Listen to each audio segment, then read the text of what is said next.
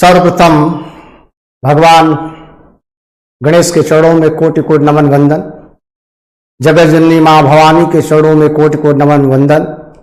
सदगुरुदेव भगवान के चरणों में हमारा बारंबार नमन एवं वंदन। पूज्यपाद गोस्वामी जी महाराज के चरणों में हमारा कोटि कोटि नमन एवं वंदन। बाबा विश्वनाथ और मां अन्नपूर्णा के चरणों हमारा कोटि कोटि नमन एवं वंदन। काशी के रक्षक भगवान कोतवाल श्री काल भैरव जी के चरणों हमारा कोटि कोटि नमन वंदन। परम पिता परमेश्वर अकारण करुणा करने वाले दीन बंधु भगवान सीताराम जी के चरणों हमारा कोटि कोटि नमन वंदन। प्रभु चरित्र के सबसे बड़े रसिक और प्रेमी श्री हनुमान जी महाराज के चरणों हमारा कोटि कोटि नमन वंदन। प्यारे दर्शकगण, इस मंच से आप सभी लोगों का जो है अभिनंदन एवं स्वागत एवं वंदन है। आइए हम लोग सर्वप्रथम जो है भगवान गणेश की प्रार्थना करते हैं। वक्रतुंड महाकाय कोटि सूर्य समप्रभ निर्विघ्नं कुरु मे देव सर्वकार्येषु सर्वदा।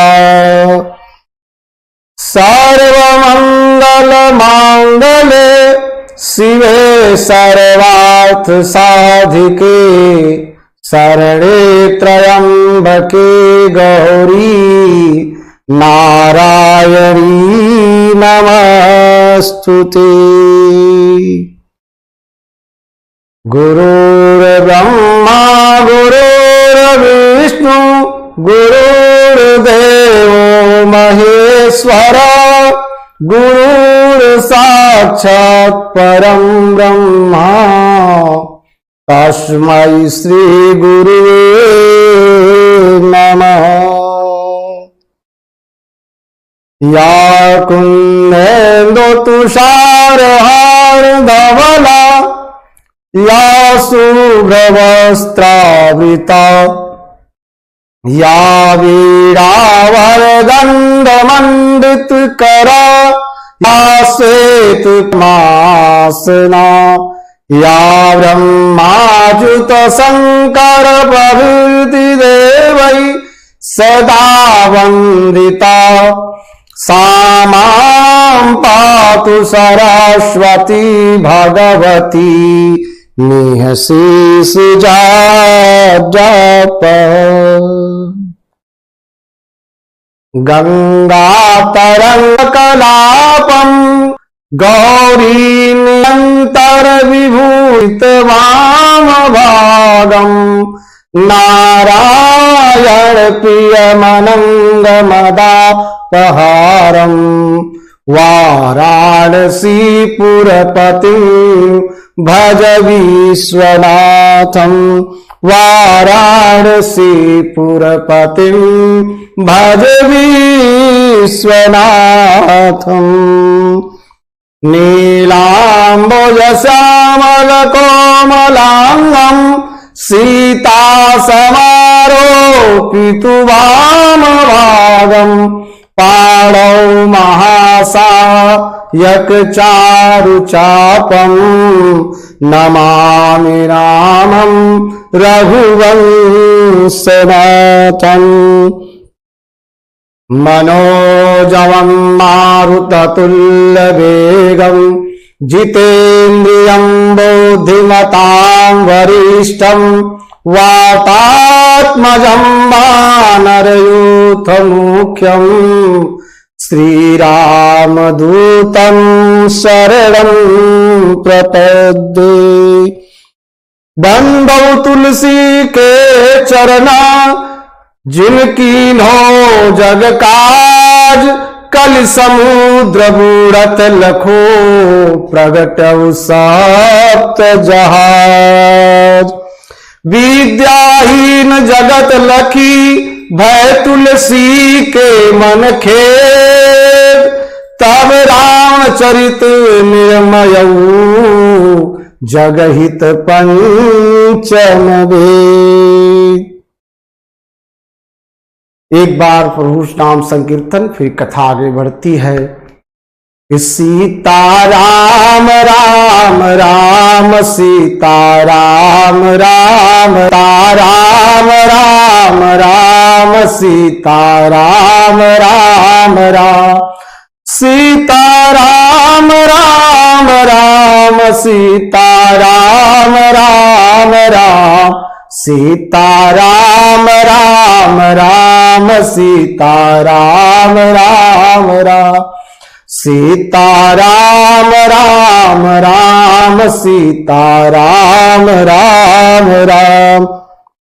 ओम नमः पार्वती पते हर हर महादेव। प्यारे दर्शकगण एवं श्रोतागण, कल की चर्चा में मैंने बताया था कि धूम कुसंगत कारिक होई और लिखई पुराण मंजु बस सोई और सोई जल अनल अनिल संघाता और होई जलद जग जीवन दाता। इसके बारे में मैंने कल चर्चा किया और बताया कि अगर कुसंग का स्वाद कारण जो है धुआं जो है कालिक कहलाता है, और वही जब धुआं किसी जो है सुसंग में पड़ जाता है, अच्छे लोगों के साथ पड़ जाता है, तो वह सुंदर स्याही बन करके पुराण और शास्त्रों को लिखने में काम आता है। और जब वही धुआं जल अग्नि और हवा के साथ मिल जाता है तो वह बादल में परिवर्तित होकर के क्या है संसार के लिए जीवन दाता बन जाता है। तो साथ का संग का बड़ा असर पड़ता। गोस्वामी जी यहां सूत्र यही देते हैं, यही सीख देते हैं कि व्यक्ति दोषी नहीं होता है, व्यक्ति के आसपास का जो परिवेश है उसका सहयोग करने वाले कैसे हैं, उसके साथ में कैसे हैं, उसका प्रभाव व्यक्ति के जीवन पर अधिक पड़ता है। तो जैसा वो संगत करेगा वैसे उसका जो है आचरण और व्यवहार हो जाएगा। तो आगे गोस्वामी जी लिखते हैं कि ग्रह भेषज जल पवन पट अपाई कुजोग सुजोग अहोई कुबास्तु सुबास्तु जुग जग होई कुबास्तु सुबास्तु जग लखई सुलक्षण लोग। गोस्वामी जी कह रहे हैं कि जैसे हमारे व्यक्ति जन्म लेता है, प्राणी जन्म लेता है, तो रहते विद्वान के पास कि भाई इसकी जरा कुंडली मिलाइए। कुंडली में क्या होता है, उसके ग्रहों को ग्रह दशा देखी जाती है कि कौन सा ग्रह किस भाव में बैठा है। तो ग्रह और औषधि, जल, वायु और जो वस्त्र हैं, ये सभी जैसे संगत में पड़ते हैं वैसे इनका सम्मान होता। अगर बुरे के साथ है तो इनका अपमान होगा, अच्छे के साथ है तो ये इनका सम्मान होता है। तो जो संसार में जो चतुर प्राणी होते हैं, विवेकशील प्राणी होते हैं, ज्ञानी होते हैं, ये पुरुष, ऐसे लोग, ऐसे व्यक्ति इस बात को जान पाते हैं कि इसमें उस वस्तु का दोष नहीं, बल्कि उस वस्तु उसके साथ है इसलिए उसका अपमान हो रहा है, बल्कि उसके साथ अगर नहीं, अगर वो अच्छे के साथ है तो सम्मान होता है और बुरे के साथ है अपमान होता है। इस बात को जो विवेकशील प्राणी होते हैं वही जान पाते हैं। आगे गोस्वामी जी कहते हैं कि सम प्रकाश तम पाक दुहु नाम भेद विधि की ना शशि शोषक पोषक समुझे जग जसयप जस दीन। अर्थात गोस्वामी जी कहते हैं कि महीना, हिंदी जो महीना चलता है उसमें जो है दो पक्ष होते हैं। एक पक्ष को कहते हैं कृष्ण पक्ष और एक पक्ष को कहते हैं शुक्ल पक्ष। तो कृष्ण पक्ष को लोग जो है जनभाषा में अंधेरा पाक कहते हैं और शुक्ल पक्ष को उजाला पाक कहते हैं। तो दोनों पक्षों में जो अंधकार और प्रकाश है वो समान भाव से रहता है, लेकिन ईश्वर ने, परमपिता परमेश्वर ने इनके नामों में क्या कर दिया, अंतर कर दिया। एक का नाम शुक्ल पक्ष रखा और एक का नाम कृष्ण पक्ष रख दिया। एक को चंद्रमा का बढ़ाने वाला बताया, जिसमें चंद्रमा का बढ़ता है प्रकाश, उसको शुक्ल पक्ष कहते हैं, और एक चंद्रमा के प्रकाश को कम करता है, उसको कहते हैं कृष्ण पक्ष। तो एक को अच्छा और एक को बुरा बना दिया, जबकि मूलभूत चीज यह है कि दोनों पक्षों में प्रकाश और अंधकार समान रूप से होते हैं। आगे गोस्वामी जी कहते हैं, जड़ चेतन जग जीव जता सकल राममय जान, अरे बंदौ सबके पद कमल सदा जोरी जुग पानी। तो स्वामी जी कहते हैं, इस प्रकार इस संसार में जितने भी जड़ और चेतन प्राणी हैं, हम सभी प्राणी को भगवान का स्वरूप मान करके उनके चरण कमलों की हम वंदना करते, हाथ जोड़ करके। हम सबको, सब में सीताराम ही देखते हैं। आगे कहते हैं कि देव दनुज नर नाग खगा प्रेत पितर गंधर्व बंदौ किन्नर रजनीचर कृपा करहु अवसर। इतना ही नहीं, देखिए संत के अंदर जो समानता का भाव होता है, वो संत, सच्चा संत किसी के साथ पक्षपात नहीं करता है। इसलिए गोस्वामी जी कह रहे हैं, कृपा कर किंकर मोहु सब मिल कराहू छाड़ी छल छो, अरे निज बुद्धि बाल भरोसा मोहिनाई अतात बिनाय कराऊ सब पाई। तो स्वामी जी कहते हैं कि जान कृपा कर किंकर मुहु, अर्थात इस प्रकार ये संसार के जो सभी प्राणी हैं, इन प्राणी लोग हमें अपना किंकर माने, दास सेवक, तो मुझे अपना दास जान करके और सब लोग मिल करके अपना जो है छल कपट छोड़ करके मेरे ऊपर कृपा करे, क्योंकि मुझे अपने बुद्धि और बल पर कोई भरोसा नहीं है। इसलिए मैं इन लोगों से विनती करता हूं कि आप लोग अपना जो है आपस का जो है जो दुर्गुण है छोड़ करके हमारे पर कृपा करिए। आगे लिखते हैं गोस्वामी जी क्या, कि करना चाहो रघु पति गुण गाहा लघुमति मोरी चरितया वगाहा सूझन एकऊ अंग उपाऊ मन मातिरंक मनोरथ लाऊ। तो स्वामी जी अब आकर इस पंक्ति में अपनी इच्छा प्रकट करते हैं, कहते करन चाहूं रघुपति गुण गाहा, अर्थात मैं श्री रघुनाथ जी के गुणों का, उनके चरित्र का वर्णन करना चाहता हूं, किंतु समस्या है।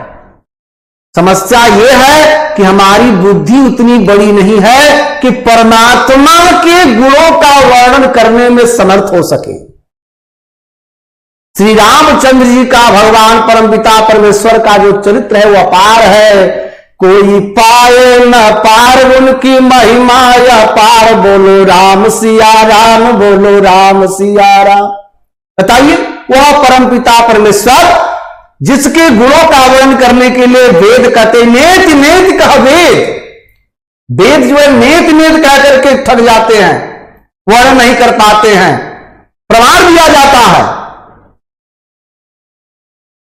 कि असित गिरि समम स्यात् कज्जलम सिंधु पात्रे सुरतर्वर शाखा लेखनी पत्र मुर्वी यदि लिखति शारदा सर्वकालम तव गुणानामीशम पारम न याति। अर्थात अगर काजल का पहाड़ हो और समुद्र में घोल दिया जाए और संपूर्ण पृथ्वी को ले जो है पत्र बना लिया जाए और स्वयं शारदा देवी जो है उससे भगवान के गुणों का वर्णन करने के लिए बैठ जाए तो भी वह पार नहीं पाएंगी। तो ऐसे परमात्मा की गुणों का वर्णन गोस्वामी जी की इच्छा है, करना चाहते हैं, लेकिन कहते हैं कि उनकी बुद्धि उतनी जो है बड़ी नहीं है को करने में समर्थ हो कि प्रभु का चरित्र अथाह है, इसलिए मुझे इसका वर्णन करने में, इस कथा की रचना करने के लिए मुझे कोई दूसरा उपाय ही नहीं दिख रहा है। इसलिए मेरे मन और बुद्धि प्रभु के चरित्र का वर्णन करने में असमर्थ हो रहे हैं, लेकिन मेरी इच्छा जो है बड़ी उत्तम है। आगे कहते हैं गोस्वामी जी कि मतिया नीचा ऊंची रुचि आछी चहरी अमिया जागा जुरई न छाछी।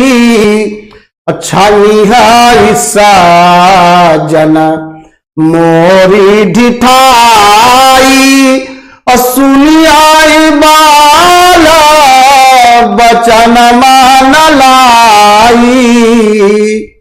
तो स्वामी जी कह रहे हैं कि मति अति नीच ऊंच रुचि आछी, अर्थात जो मेरी बुद्धिमति माने बुद्धि, मेरी जो बुद्धि है ना वह अत्यंत नीची है, छोटी है, और मेरी जो चाह इच्छा है वह बहुत बड़ी है। तो चाह तो अमृत की तरह है, हमारी इच्छा कि हमको अमृत मिल जा, प्रभु का दर्शन मिल जा, प्रभु के गुण का वर्णन करने का सुअवसर प्राप्त हो जा, पर इस संसार में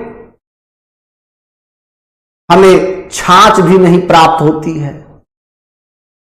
हे सत्पुरुष, हे विद्वज्जन, हमारे इस ढिठाई को, हमारे इस हट को आप क्षमा करिए और मेरे इस बाल वचन को मन लगा करके अर्थात प्रेम पूर्वक आनंद पूर्वक सुनिए। कैसे सुनिए?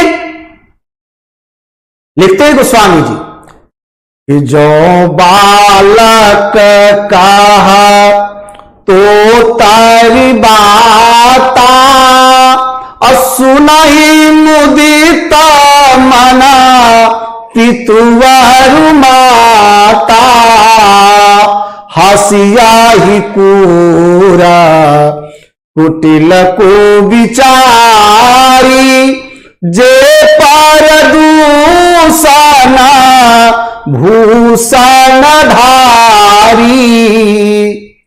तो स्वामी जी कह रहे हैं कि कैसे मन लगाकर उनकी बाणी को सुनिए कि जैसे कि जो बालक कह तो तरी बाता, अर्थात जैसे छोटा बालक जब शुरू में तुतली बाता भाषा में बात करता है तो उस बात को सुन करके उसके माता पिता कितने प्रसन्न होते हैं, कितने प्रसन्न मन से उसकी बात को सुनते हैं। किंतु जो क्रूर होंगे, क्रूर निर्दयी होंगे, जिसके अंदर प्रेम नहीं होगा, जो कुटिल होंगे, जो बुरे विचार वाले होंगे, ऐसे लोग जो दूसरों में दोष देखने पर ही उनको प्रसन्नता मिलती है, वैसे विचार वाले, ऐसे गुण वाले लोग हमारी इस रचना पर, हमारे इस जो है कार्य पर हंसेंगे, उनको हंसी आएगी। आगे कहते हैं गोस्वामी जी, निज कविता के ही लागन फीनी का, निज कविता के ही लागन का सरसा हुआ था वायति फीका। अरे जे पर भानाती सुनत हर साई, ते बार पुरुष बहुत जगनाई। तो स्वामी जी कह रहे हैं कि हमारी कविता, हमने जो भगवान के चरित्र के जो काव्य की रचना की है, मानस की, यह रस से युक्त हो और चाहे रस से युक्त न हो, अर्थात फीका, उसको कोई स्वाद ही न हो। तो बताइए इस संसार में कौन ऐसा प्राणी होगा जिसको अपनी चीज अच्छी न लगती हो? कोई ऐसा है जिसको अपनी चीज अच्छी न लगे? हर प्राणी को, हर व्यक्ति को अपनी चीज सबसे अच्छी लगती है, किंतु जो दूसरों की रचना को देख करके, दूसरे के कार्य को देख करके प्रसन्न होते हो, ऐसे व्यक्ति, ऐसे सत्पुरुषों की संख्या इस संसार में बहुत अधिक नहीं है। अर्थात दूसरे के कार्य से प्रसन्नित होने वाले व्यक्तियों की संख्या इस संसार में बहुत ही कम है। आगे गोस्वामी जी लिखते हैं, जग बाहु नार सर सरिसम भाई, जेरी जबारी बढ़ाई जाल पाई, साजन सकीत सिंधु साम कोई, देखी अपूरा विधु बाढ़ाई जोरी। गोस्वामी जी कह रहे हैं कि जग बहु नर सर सर सम भाई, और जे निज बारी बढ़ई जल पाई। कहते हैं कि इस संसार में जो तालाब, सर माने तालाब और सरी माने नदी, इस संसार में तालाब और नदियों के समान मनुष्य भी अधिक है। जैसे अधिक तालाब सरोवर नदियां पाई जाती दुनिया में, वैसे मनुष्य भी है। जो जल पाकर, तालाब और नदी की विशेषता क्या है कि वो अपने ही जल को पाकर के क्या करते हैं, बढ़ने लगते हैं। अर्थात ऐसे प्राणी अपने उन्नति से, अपने विकास से ही प्रसन्न होते हैं, दूसरे के विकास से प्रसन्न नहीं होते।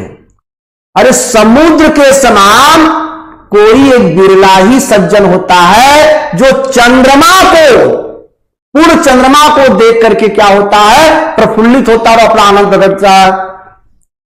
समुद्र में जो ज्वार भाटा आता है, कब आता है? पूर्णिमा के दिन आता है। तो गोस्वामी जी कह रहे हैं, समझा रहे हैं, एक सीख दे रहे हैं कि देखिए अपने विकास से तो प्रसन्न होने वाले बहुत हैं, लेकिन दूसरे के विकास से, उन्नति से प्रसन्न होने वाला समुद्र की तरह, सागर की तरह अथाह कोई बिरला ही होता है। आगे गोस्वामी जी कहते हैं, भाग छोट अभिलाषु बड़ा, करऊ एक विश्वास, अपय सुख सुनी सुजना सबा, खल करिहाई उपहास। तो स्वामी जी कहे हैं कि हमारा भाग्य तो बहुत छोटा है, अर्थात हम बहुत अच्छे भाग्य लेकर के नहीं आए हैं। क्योंकि भाग्य क्यों छोटा करेंगे स्वामी जी? क्योंकि जब उनका जन्म हुआ तो उनकी माता का देहांत हुआ, पिता ने उनका परित्याग कर दिया, बचपन में कितने कष्ट झेले, 12 तैललात बिजलात चार ही चनक को, कवितावली में लिखे गोस्वामी जी कि 4 दाने चाने के लिए क्या है, ये जो है द्वार द्वार भटकते थे और इनको नहीं मिलता था। इसलिए लिख रहे हैं कि भाग्य छोट, उनका भाग्य कितना छोटा है। उनकी जो इच्छा है वह कितनी बड़ी है, परम पिता परमेश्वर के गुणों का वर्णन करने की इच्छा रखते हैं। परंतु मुझे एक विश्वास है, एक मुझे परमात्मा पर विश्वास है कि इसे सुन करके जो सज्जन लोग हैं, ज्ञानी पुरुष हैं, उनको तो सुख मिलेगा, और जो दुष्ट लोग हैं, खल लोग हैं, वह इसे सुन करके क्या करेंगे? हंसी उड़ाएंगे, इसका उपहास करेंगे। वो विश्वास बड़ी चीज होती, बिन विश्वास भगत नहीं ते बिन द्रवहि न राम। बिना विश्वास के भक्ति नहीं होती है, और जब तक भक्ति नहीं होगी तब तक ईश्वर की कृपा भी नहीं होती। तो विश्वास तो रखना पड़ेगा जीवन में। एक मनुष्य के बीच में संबंध तब तक मजबूत होता है जब तक वह विश्वास की डोर से बंधा होता है। जिस दिन वह डोर टूट जाती है, अपने भी पराये हो जाते हैं। आगे गोस्वामी लिखते हैं, खल परिहास होई तमोरा, काक कहाई कल कंठ कठोरा, हंस ही बकदा दुरचात कही, हंस ही मालिना खल विमला बात कही। तो स्वामी जी कह रहे हैं कि जो खल माने दुष्ट, जो लोग दुष्ट हैं, अगर मेरी रचना को पढ़ करके सुन करके अगर हंस भी रहे हैं तो उसमें भी मेरा हित है, मेरा ही कल्याण है। क्यों कि मधुर कंठ वाले कोयल जो होती है, कौवे हमेशा उसकी आलोचना करते हैं, बगुले हमेशा हंस की आलोचना करते हैं, मेढक हमेशा पपीहे की आलोचना करते हैं। वैसे ही इस मलिन विचार वाले, छोटे विचार वाले, दुष्ट विचारधारा वाले जो दुष्ट लोग हैं, इस निर्मल वाणी को, इस पवित्र वाणी को, प्रभु के पवित्र वाणी को सुन करके, उनके यश रूपी पवित्र वाणी की चर्चा को सुन करके क्या है? हंसते ही हैं, उसका उपहास ही करते हैं। आगे गोस्वामी जी कहते हैं, कविता रसिकना राम पाद नेहु, अति न काह सुख हास रस येहु, अरे भाषा भानीति भोरी माति मोरी, हंसिबे जोगा हंसे नहीं खोरी। तो स्वामी जी कह रहे हैं कि कवित रसिक न राम पद नहीं, अर्थात जो न तो कविता में के रसिक है, यानी को जिनको कविता अच्छी न लगती हो, और न ही ऐसे लोग जिनके मन में प्रभु श्री रामचंद्र जी के चरणों में प्रेम है, तो उनके लिए यह कविता जो है केवल एक अच्छा हास्य रस का काम करेगी। और भाई जिनका मन में, जिनका कविता में कोई रुचि न हो, प्रभु के चरण में कोई प्रीत न हो, तो ऐसे लोगों के लिए इससे संबंधित जो भी रचना होगी वह क्या होगा? एक मनोरंजन का, हास्य का एक साधन होगा। लेकिन गोस्वामी जी कहते हैं कि सर्वप्रथम यह भाषा की रचना है, और दूसरी बात, इसमें मेरी बुद्धि जो है, मति माने बुद्धि, यह बहुत ही भोली अर्थात सरल है, और इसमें यह भाषा में है, और इसमें मेरी बुद्धि भी क्या है? अत्यंत सरल और भोली है। इसमें यह रचना हंसने के योग्य ही है। अगर हंसने में इस पर अगर कोई हंसता है तो इसमें कोई दोष नहीं है। आगे कहते हुए स्वामी जी, प्रभु पद प्रीति ना सामुजनी की, अति नहीं कथा सुनी लागहि फीकी, हरिहर पद रति मति ना कुतार की अति न कहूं माधुरा कथा रघुबर की। तो स्वामी जी कह रहे हैं कि जिनके मन में न तो प्रभु के चरणों में प्रेम है और न तो उनके पास एक अच्छी सद्बुद्धि है न समझ है, तो ऐसे लोगों को लोग अगर इस कथा को सुनते हैं तो यह कथा उनके लिए नीरस होगी, उसमें उनको कोई स्वाद कोई आनंद नहीं मिलेगा। किंतु हरि हर पद रति मति ना कुतर की, और जिनकी भगवान विष्णु और भगवान शिव में के चरणों में प्रेम होगा, जिनकी बुद्धि तर्क वितर्क करने वाली नहीं होगी, उनके लिए यह कथा क्या है, मधुर होगा। उनके लिए कथा या भगवान की कथा, रामचंद्र की कथा मीठी लगेगी। जो राम और शंकर में भेद नहीं करते हैं, जिनकी बुद्धि में ऊंच नीच का भाव नहीं होता है, ऐसे प्राणी ऐसे व्यक्ति के लिए राम कथा मीठी बारी की तरह लगेगी। आगे गोस्वामी जी कहते हैं, राम भगति भू सीत जी जानी असुनियाई सुजाना सराही सुबानी कभी न हो नहीं बचना प्रवीणु सकल कला सब विद्याहीनु। गोस्वामी जी कह रहे हैं कि जो सज्जनगण हैं, जो सज्जन लोग हैं, इस कथा में जो मैं श्री रचना में कह रहा हूं श्री रामचंद्र जी के मानस कथा का वर्णन, इसमें वह राम जी की भक्ति से विभूषित जान करके इस सुंदर वाणी की, इस सुंदर रचना की प्रशंसा करेंगे और सुनेंगे।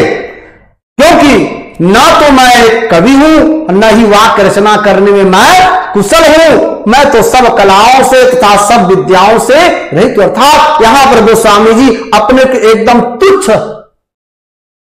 करते हैं। भगवान के सामने जो विद्वत होता है ना, जो पहुंचा हुआ व्यक्ति होता है, ज्ञानी होता है, उसके अंदर उसके मन में किसी प्रकार का अहंकार नहीं होता है।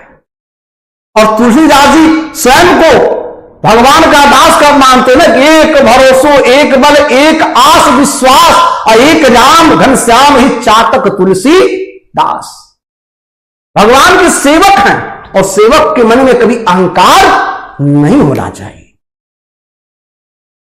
आगे गोस्वामी जी कह रहे हैं, आखर अर्थ अलंकृत नाना छंद प्रबंध अनेक विधाना भाव भेद रस भेद अपारा कवित दोष गुण विविध प्रकारा। तो स्वामी जी कह रहे हैं कि नाना प्रकार के अक्षर को, आखर माने अक्षर और अर्थ माने अर्थ, अलंकृत माने अलंकार। भाई किसी काव्य की रचना करेंगे उसमें अक्षर अर्थ और अलंकार, नाना प्रकार के अलंकारों, नाना प्रकार के छंद और उसमें उसके जो विधान होते हैं, उसके जो भाव होते हैं, इस सभी को जो है कविता के जो भांत भांत के गुण दोष होते हैं, ये सारे विशेषता जो अच्छे कविता के हैं ना, हम तो इससे जो है क्या है, अनभिज्ञ हैं। वो लिखते हैं कि कविता विवेक एक नाही मोरे सत्य कहाऊं लिखी कागज कोरे। कहते हैं कि एक अच्छी रचना के लिए जो विशेषता होनी चाहिए, जो ज्ञान होना चाहिए, मैं यह शपथ लेकर के कहता हूं कि वह ज्ञान मुझे नहीं है। इस बात को मैं कोरे कागज पर लिख करके दे सकता हूं, कह रहा हूं। आगे कहते हैं, भनति मोरि सब गुण रहिता, विश्व विदिता गुण एक, सो विचारी सुनिहै सुमति, और जिनके विमल विवेक।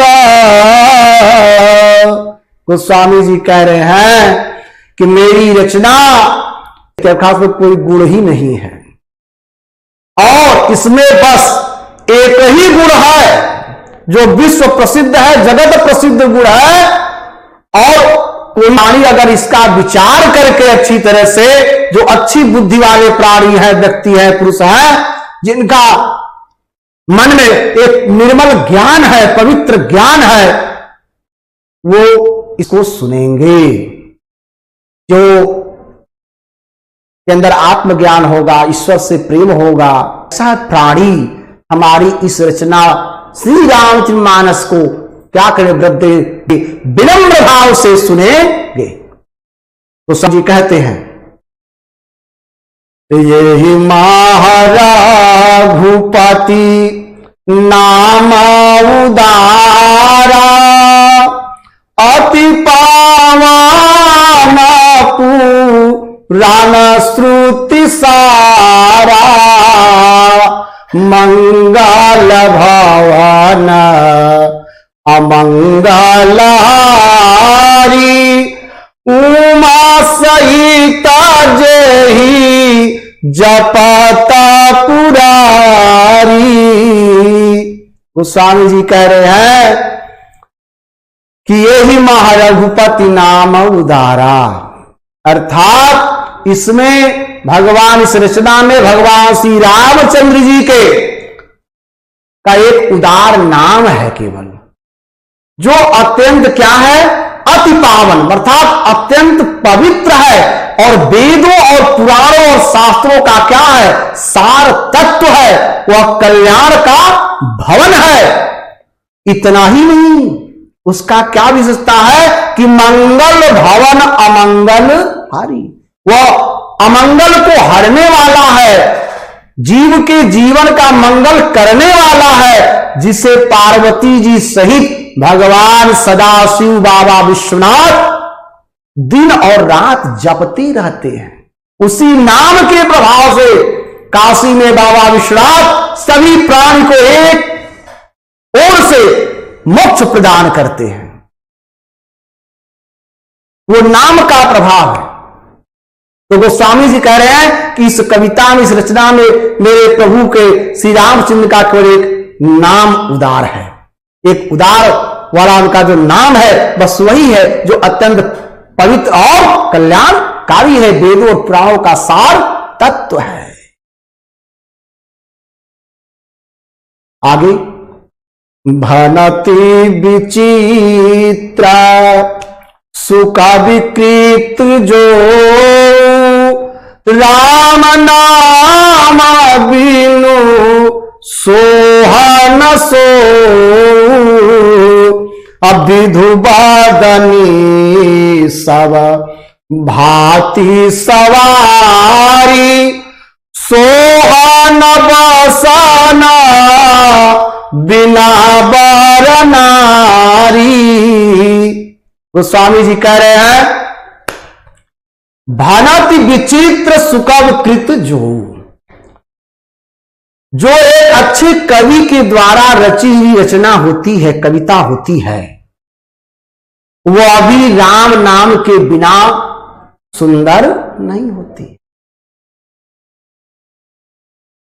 जैसे चंद्रमा के समान मुख वाली कोई स्त्री हो, उसका पूरा शरीर आभूषणों से सुसज्जित हो, लेकिन उसके शरीर पर वस्त्र न हो, तो क्या ऐसी स्त्री शोभा पाती है? तो वैसे ही बिना राम नाम के किसी अच्छे कवि की रचना भी शोभा नहीं पाए। आगे कवि कहते हैं गोस्वामी जी कि सब गुण रहिता कुकविकृत बानी, राम नाम जस अंकित जानी, असादर कहाए सुनहि बुधताई, मधुकर सारिसा संत गुण ग्राही। तो स्वामी जी कह रहे हैं कि मैं इसके विपरीत एक बात कहता हूं, उल्टा। अगर कोई कुकवि है जो सुंदर कवि नहीं है, और अगर उसमें सब गुणों से रहित, जिसकी रचना में कोई विशेषता भी ना हो, लेकिन अगर उसकी रचना में राम जी का नाम है, गोस्वामी जी के स्वामी जी का नाम है, अगर उनके यश से वह अलंकृत है, तो जो बुद्धिमान लोग होंगे, ज्ञानी लोग होंगे, उस कुकवि की रचना को भी बड़े आदर पूर्वक कहते हैं और सुनते हैं, क्योंकि संत का जो स्वभाव होता है वह भौरों की तरह होता है। क्यों? भौरों की तरह गुण को ग्रहण करते हैं, अवगुण को नहीं। अर्थात इस संसार में हमें किसी भी प्राणी के अवगुण को नहीं देखना है। अगर उसमें कुछ अच्छाई है तो हमें उसको ग्रहण करना चाहिए। यद्यपि कवि तरस एक नाही, राम प्रताप प्रगटये ही माही, सोई भरोसा मोरे मानवा, के न सुसंग बड़ा पानु पावा। तो स्वामी जी कह रहे हैं कि यदि मेरी इस रचना में कविता का एक भी रस न हो, एक भी गुण न हो, एक भी विशेषता न हो, फिर भी इसमें श्री राम जी के प्रताप, उनके गुणों का वर्णन है। और मेरे मन में यह एक भरोसा है, विश्वास है कि भले संग से भला, कि अगर अच्छे लोगों का साथ है तो सबसे उत्तम है। किसमें? कोई संसार में ऐसा कोई प्राणी हो जिसको आप बताइए को अच्छे लोगों के साथ हो और सम्मान न पाया हो, उसका आदर न हुआ हो, तो गोस्वामी जी कह रहे हैं कि हमारी रचना में कुछ भी नहीं है, लेकिन प्रभु का प्रताप है, उनके चरित्र का वर्णन है, इसलिए हमें विश्वास है इसका सम्मान होगा। धूमावता जाई सहज कारुआई, अगारु प्रसंग सुगंध बसाई, भनति भदेश वास्तु भाली बारानी, राम कथा जग मंगल करनी। तो स्वामी जी कह रहे हैं कि जो धुआं का स्वाभाविक गुण होता है कि वह आंख में लगता है तो बड़ा कड़वा लगता है, लेकिन अगर वह धुआं अगर के साथ हो जाए, अगर एक सुगंधित पदार्थ के साथ अगर हो जाए, तो वह धुआं अपने स्वाभाविक जो गुण, उसका जो कड़वापन है, उसको क्या करता है? छोड़ देता है। तो मेरी कविता, मेरी रचना अवश्य ही क्या है? कुरूप है, भद्दा है, परंतु इसकी एक विशेषता है कि यह संसार का कल्याण करने वाली है। इसमें राम कथा रूपी उत्तम वस्तु का वर्णन किया गया है। मेरी कथा में कुछ नहीं है, राम जी के चरित्र का वर्णन है, जो संसार के सभी प्राणियों को भवसागर से पार उतारने में समर्थ है।